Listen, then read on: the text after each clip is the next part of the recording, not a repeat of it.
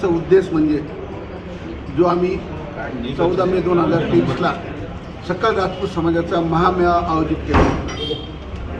आम्ही जवळजवळ 6 महिने वाडी तांड्या खेड्यापाड्यात फिरून आम्ही लोक एकत्र जमा केले। याचा उद्देश हा होता की त्याचं राजकीय भांडवल व्हावं नाही म्हणून। कारण काय, राजकीय भांडवल जर झालं तर होणारे समाजाचे कामं आमचं आता आयुष्य गेलं, आमचं जीवन संपलं, पण जे काही विद्यार्थी आमचे त्यांचं नुकसान होऊ नये म्हणून। कारण की राजकारण केलं तर पुढे नुकसान होतं, त्यांना सर्टिफिकेट मिळत नव्हतं, आता सर्टिफिकेट मिळायला लागले, व्हॅलिडिटी व्हायला लागले। आमचं सगळ्यात मोठं म्हणजे महाराणा प्रताप आर्थिक विकास महामंडळ स्थापन करावं महाराष्ट्र शासनाने, तेही आता नागपूर अधिवेशनात माननीय मंत्री महोदय अतुल सावे साहेब त्यांनी ते डिक्लेअर केलेलं आहे। ते मे नंतर ते पण होणार आहे काम। आता आचारसंहिता लागणार, पण मे नंतर आता आजच बोललो मी सकाळी अतुल सावे साहेबांना, मे नंतर ते पण करणार आहे काम।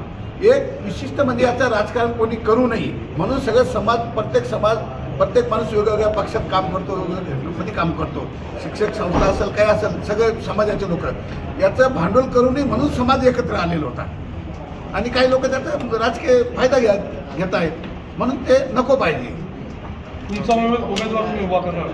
नाही, आम्ही पक्षाचं बांधलेले जसे भरतभाऊ आहे, मी एक भारतीय जनता पार्टीचा 88 पासून कार्यकर्ता आहे। मी भारतीय जनता पार्टीचे 2 वेळेस नगरसेवक राहिलेलो आहे। सध्या महाराष्ट्राच्या कन्या सेनेचा राष्ट्रीय अध्यक्ष आहे मी, पण कन्या सेना राजस्थान असो, मध्य प्रदेश असो, भाजपाशी निगलेट आहे, भाजपाशी जोडलेला आहे म्हणून मी भाजपाचा बांधलेला आहे। डॉक्टर राजपूतचं काही आहे का त्याच्यामध्ये समाजासाठी काही योगदान आहे?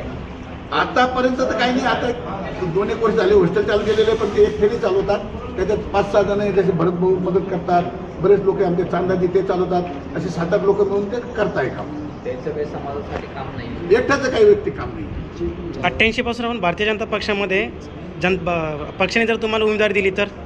मला उमेदवारी दिली तर आनंदच होईल, सगळ्या समाजाला आनंद होईल। ठीक आहे। डॉक्टर जीवन राजपूत साहेब हे ते असं उद्देशून दाखवत आहे की तो मेळावा त्यांनी एकट्याने घेतला आहे, पण असं नाही आहे। ह्या मेळाव्यामध्ये सहभाग जो आहे तो समाजाच्या वाडी वस्ती तांड्यावरचा शेतकरी, शेतमजूर, अधिकारी, व्यापारी, जितके समाजातले लोक आहेत सर्वांनी हा सहभाग घेतला म्हणून हा मेळावा यशस्वी झाला। या मेळाव्याची जाहिरात वगैरे कुठे करण्यात आलेली नाही असं तुम्ही त्यांच्या सोशल मीडियाच्या पेजवर कुठं असं दिसत नाही? सोशल मीडियाद्वारा आणि तोंडी गावोगावी असं म्हणल्या जात आहे। मग तुम्ही त्यांना अगर उमेदवारी मिळाली तर प्रचार करणार आहे का समाज? आता तो समाज निर्णय घेईल ना साहेब। जर ते कुठल्याही पक्षाने उभा राहिले तर तुम्ही एक समाज बंधू म्हणून त्यांना सहकार्य करताल का? हे पहा, मी वैयक्तिक एक पदाधिकारी आहे, शिवसेनेचा मी जिल्हा प्रमुख आहे, मी तर पक्षाशी बांधील आहे, पण समाज काय निर्णय घ्यायचा तो समाज ठरवेल ना।